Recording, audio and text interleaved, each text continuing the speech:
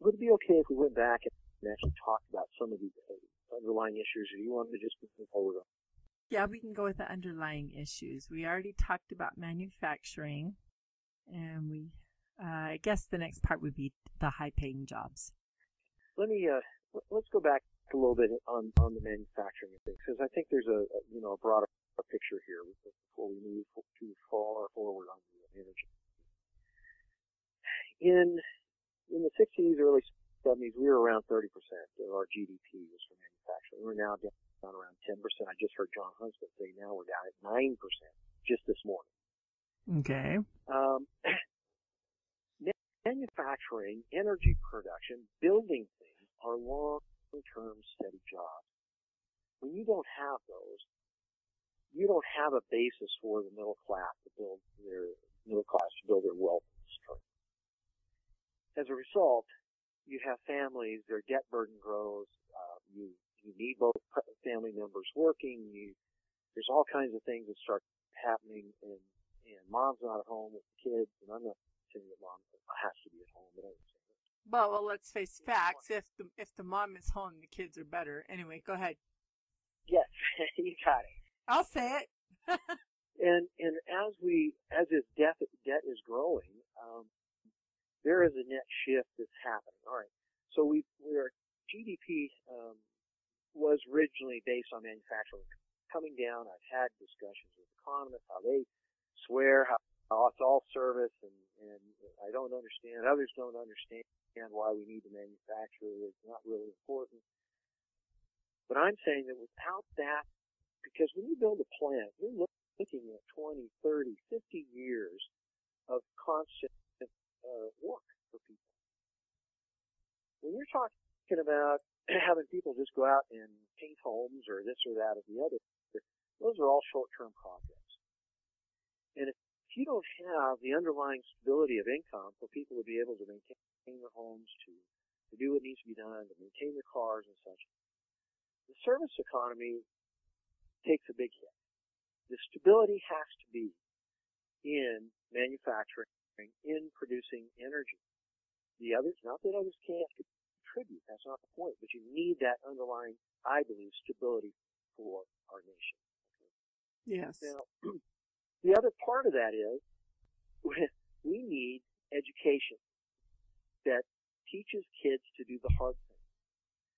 I've had my own children come home and say that teachers are telling them they really don't need to work that hard on chemistry and math because it's just not that important. You're supposed to enjoy life. And I thought they were kidding until I heard all their friends talking about it. This is when we were in California. I was going, my goodness, I want my kids doing those hard things. Even in those little schoolrooms we had that didn't have air conditioning and everything else in the sweltering heat of Louisiana, they talked about working hard and doing the best you can. And in fact, we're all given abilities and we're supposed to use that for the benefit of everyone. Now, that education, we need the kids doing the hard things, studying the hard things. And that's all part of it. And when mom and dad are home, they have more time to watch over these things. We need people doing that. That's where our technology comes from. What do you mean by the hard things in school? What do you mean by that? Chemistry, physics, calculus, engineering, accounting, medical sciences, biochemistry, physics. You just name all those things that, we need people in there. We don't need any more attorneys, in my opinion. Okay? So we need those guys because they're capable. They got the ability to do these other things. This is where our technology comes from. This is where we move forward on. And I'm not saying I want the whole world to be engineers. It'd be a very boring place. Well, not only that, not all of us can. That's right. My point is, we're not all made for that. But the kids that are need to be, let's say, helped, you know what I mean, into those areas. Because that is where our ability to stand against the Chinese and the Russians and all the things, we've got a lot of threats against us right now. And our ability has always been to build, develop, and come up with a new thing. But if the kids don't have those basic abilities, how do we do that? And where does it come from? It comes to me, it starts in the home. It starts with, and then the teachers and our schools be oriented in that direction again. Now, the growth of regulation has been a big issue that has and you've seen some of the charts. And one, it shows oil production. And in 1970, we peaked at 9.6 million barrels of oil a day, and that was the same year that Richard Nixon signed in the national EPA law. It has gone downhill, except for leveling when Prudhoe Bay came on and Park and some of the other fields. There was about a 8 or 9 year leveling off with a slight uptick, and then it's all been downhill down to we bottomed at 5, and we're up to about 5.5 million barrels of oil a day, actual crude oil. Now, when you look at that, that becomes a type curve for all of our industries. Timber production, minerals, basic ones, let's say iron and copper. Then we go to uranium. We go on to the rare earth elements. To go to platinum, palladium. All these things are absolutely necessary in an economy. And we're not mining them. We've got some small mines going, and yes, we have stuff around Eldo. But in general, to get a mine online or coal, it's next to impossible. I was listening on C-SPAN, and they were talking about 15 years trying to get some of these coal mines approved in the East Coast. Think about that. Why aren't they approved in 30 days? It makes no sense other than control. Well, and Barack Obama flat said he was going to shut down the coal industry, which he's done. But there's been a lot of help along the way, and this has not just been a one party or the other. Oh, I'm aware of that. But right now we have never been under attack as much as we are. So, the things that have happened in the last few years, with all of the green energy supposedly to save us, all that, most of those can never, ever be economic. You even have to triple and quadruple our energy rates to ever even come close, and then it's not stable because it doesn't blow. The wind doesn't blow all the time. The sun doesn't show evenly all the time. You have to have stable energy in order to keep the grid up. And where does that come from? Hydro, geothermal. There's a green one. Hydro and geothermal are great, and you've got uranium, coal, natural gas, crude oil. Sound familiar? The others are the equivalent of boat anchors. They are wealth transfer, and I just breaks my heart to see this. Now, someday I believe there's going to be improved technologies. Energy storage is a whole other issue. How do you store when the wind blows at night and we don't need the electricity? Where do you put it? How do you capture that? We don't have a way at this point. Not cost effective. Now, and out of this regulation, the curves of wealth transfer are matched almost identically. And during the Carter years in 1976, this is really when the explosion of the regulations took off. And again, I saw it in the oil industry. When I wrote my master's in '82, even then, I believe we had 44 agencies that had to approve drilling a well up on the North Shore. Think about that.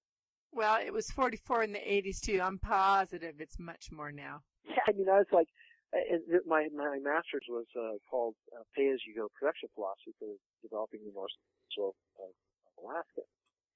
And when you look at that, the almost insurmountable amount of regulation, it means only the very wealthiest, people or companies can drill. It really sets up a whole other issue about freedom. Freedom is lost when those regulations are in place. They're not gained. Yeah, and that's true. And you put in your plan a couple of things that caught my attention.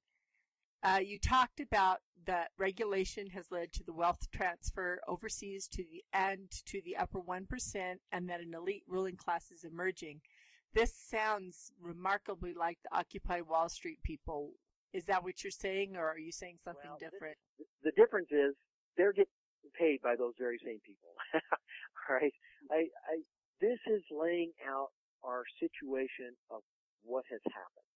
As we're looking back, we can see that as regulation has grown, as our oil production has come down, our manufacturing has been shut down, our coal production has been shut down, all these things are shut down, the products have come in from other places. That transfer of money has made other people very wealthy. As the manufacturing has occurred, whether it's Hewlett-Packard or any of these folks with the printers and the computers, those charts, starting with the Carter years, we're somewhere in the 15 to 20. I saw one that said 22% of the total wealth was held by the top 1% in 1976. In 1980, when he left office, this is for David A. Walker, AL, that was the former head of the GAO. He spoke at the Utah Valley University Economic Summit that Senator Hatch sponsored.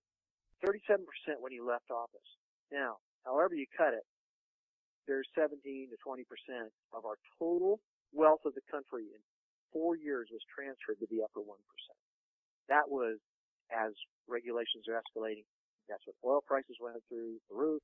That is when interest rates went to 21%.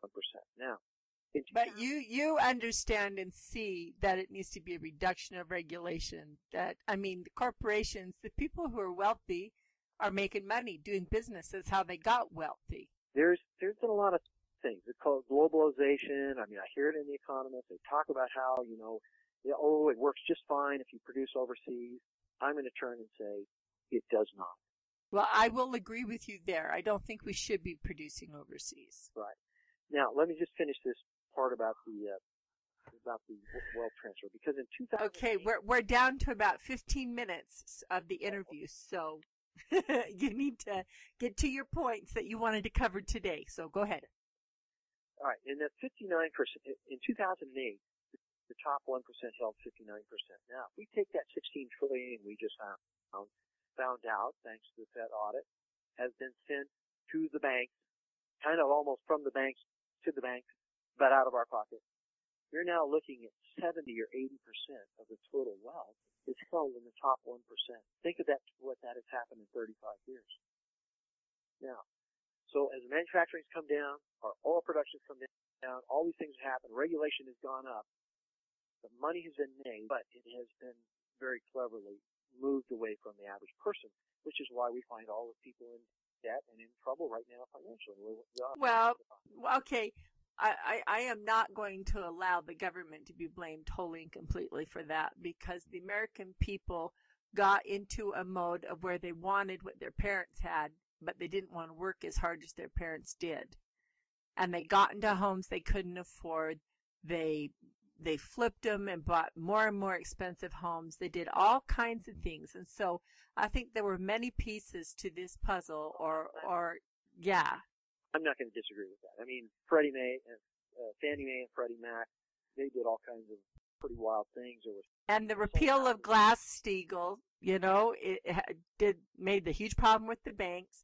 People spent more than they had. And so I think we can fairly share the blame. And in the meantime, people who knew how to make money, who had the money to keep making money and to ride this tough time out, are continuing to make money, and I'm not going to blame them for that. However, I am going to blame the federal government for the overregulation, for the overreaching, and all of that.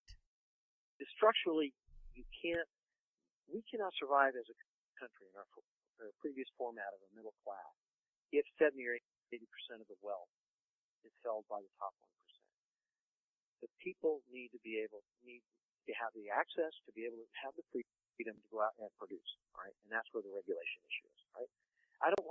I'm not trying to attack the people who have done very well. That is not the point of it. Okay. The point is, the regulation has made it impossible for the average person to do those things that a lot of people would have done 50 or 60 years ago to start companies. It's made it very, very difficult to ever accomplish that, right? Okay. We need the freedom. We need the freedom to drill, to build. It doesn't matter. We need the freedom. It goes back to that. We need a strong middle class. Now, the other part of this is our national security risk. We have severe issues when we don't produce our own stuff. And one of the buyers, we supply the camouflage coating, the infrared, but you can't see it now, it's the night vision goggles for the Marine Corps. Okay. Okay. And talking to some of them, they were some of the purchasing agents. They were going, "Hey, do you know anybody that makes flags, underwear?" I think it's like, "Say what?" And come to find out, we're at the point where we're buying from China. We spent all this money to build these camouflage patterns and such that are hide our guys, and guess who's got them? And it got me thinking, my goodness, are we in such a situation where we're actually relying upon a foreign country who really doesn't like us all that much to supply our basic goods even for the military? So as I went back and started looking at this, I'm going, okay, we have to look at our situation here right now, our ability or our inability or lack of production, what this has done in our to us. And so energy, right now, if the Russians, we are buying oil from our fuel from them for our military. The Russians, if any number of these countries shut us off, we're in big time trouble, all right? Because we don't produce that oil. Right. Yet we've got all this stuff here, all right? So then we go to high tech goods. What about TV, cell phones, GPS equipment, satellites, all those circuit boards, the ones that were CNBC, they were talking about 10% of all of these circuit boards being made in China, coming into the military, have malware on them, where they send back information, they spy on us. I mean, it's amazing that we put ourselves in this situation. Printers, monitors, stereo equipment. We got the low-tech stuff. So I mentioned a little bit about military uniforms, shoot our own underwear, construction equipment, light switches for our homes, piping, sporting goods. We don't make any of that stuff. Our war-fighting stuff. We need basic essentials, just like if you would building any kind of a car. Those same things go into airplanes, go into our ships. We need them made here. Anyway, we go down the list. Tools and tool-making equipment. And if you go to Sears or go to Walmart, try to find something that's made in the U.S. anymore.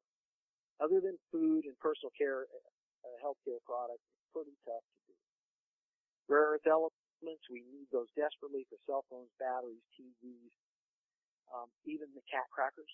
If we didn't have lithium, and there's another one of which I forgot his name, so the name escapes me at this point. If we don't have that, we can't operate cat crackers, take crude oil, and turn it into gas. What's a cat cracker? Oh, catalytic converter. I'm sorry. Oh, got it. Okay. It's a catalytic converter that cat cracker they call them. That they take crude oil and at 900 degrees with these catalysts, it breaks them into fuels. All right, it breaks the hydrogen chains down into gasoline, diesel, et cetera, et cetera. And so that is all part of the process. The basic materials, iron, magnesium, chromium, vanadium, copper. We need all those. So we need people turning them into end products right here. Timber harvesting. Look at all those the incredible forest lands that we have. We don't have as many acres. I think we're number 8 on the list of acreage. What we have is dense forest. I mean, the wood is there. Your BTUs or cubic feet or whatever you want to call it. It is incredibly dense in our forest in the western U.S. as well as the southeastern U.S. and then in Alaska. Alaska has, if memory serves me right, something around 15% of our total harvestable timber. And we need access to all that, and we need access to the old growth stuff, the older trees, because they last longer. They last 2 or 3 times as long as these trees that are only 30 years old. It's amazing how the life of the tree actually determines its longevity and actual use.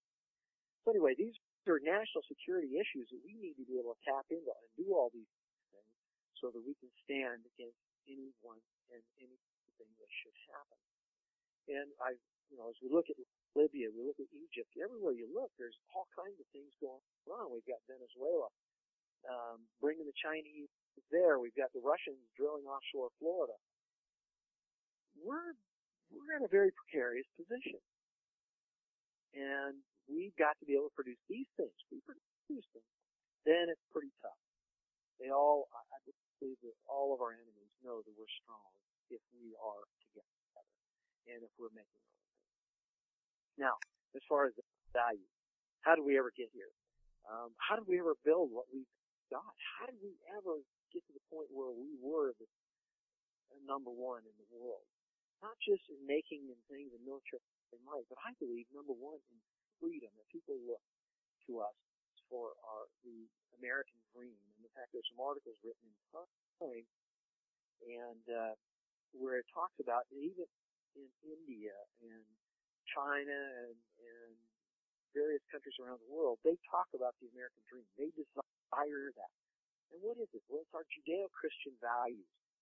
those centerpiece values have given us the wherewithal in terms of working together, where we build trust, we rely upon one another. We work shoulder to shoulder. People of many different races work shoulder to shoulder. They fight shoulder to shoulder in the military.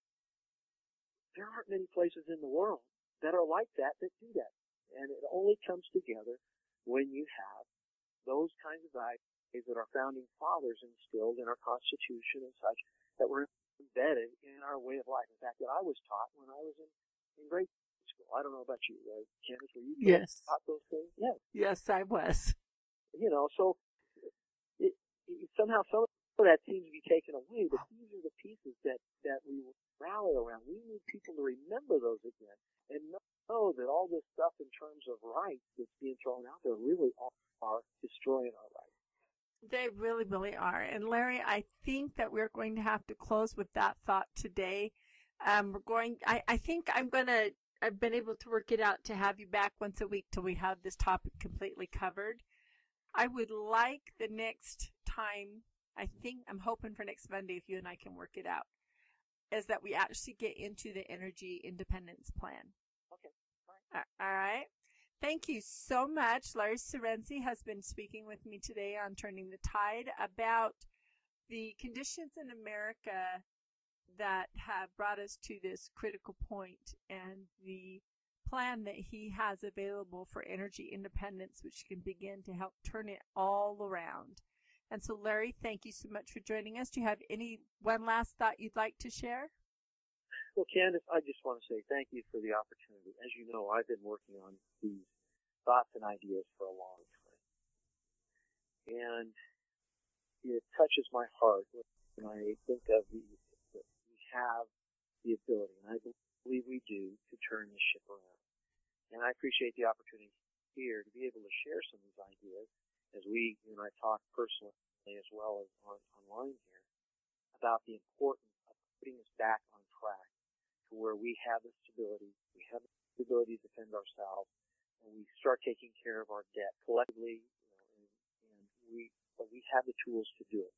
We have the fullest bucket around of tools to work with. And let's get started. And I appreciate that chance to share that. Oh, absolutely. And I, for one, am grateful. This is a topic that is really important to me. It is one of my greatest passions, that we become an energy independent nation, that we put the American people back to work and we get the economy back where it needs to be. And obviously, we're going to have to do that with changing a lot of people in Washington, D.C. We're going to have to get the EPA shut down. We're going to have to do a number of things in order to ever become successful as a nation again. But I do like what I have read of your plan and what you have laid out. It doesn't go quite quick enough for me, but it's a good plan. I'm sorry, it's pretty hard to talk about restructuring our entire economy, I know. And lay that out in 5 phases. And in fact, myself, my wife, I'm sure, wishes I took another project. But this is such a passion for me and my brothers. I can't tell you how many people close have given me input from the Air Force, from the Navy. I've been so thankful. People have stepped up and said, "I'll help," and they have. But working together, we can do this. And like I said, I wish I could do it shorter. Maybe I need to take shorthand thoughts. No. That's not what I'm talking about. That is not what I'm talking about. I am talking about how long it will take to become energy independent. I want it to happen faster. That's what I mean. Well, but I think we can, in 5 to 10 years, we can really be making a dent in it. But we got to get going. I mean, we have to start now. Yes, we do. Absolutely. And there are a number of things we can do in the meantime to help us make it through to that 5-year. Because we are in a very shaky condition right now as a nation. And yes. That's why I put 2-year targets, 5-year targets. I'm not just looking at 20 years. I want a long-term vision, because that's the way the old oil companies all operated. They talked about 20, 40, 50 years out. You can't do this month by month and quarter by quarter like bankers want you to. You have to have a plan, and this is the one. What can we do in 2? What can we do by 5? What can we do by 10? But we got to get started now. Yeah, and let's talk about that 2, 5, 10, 20. Okay, let's get it down so that we have got some points where the American people can look forward to.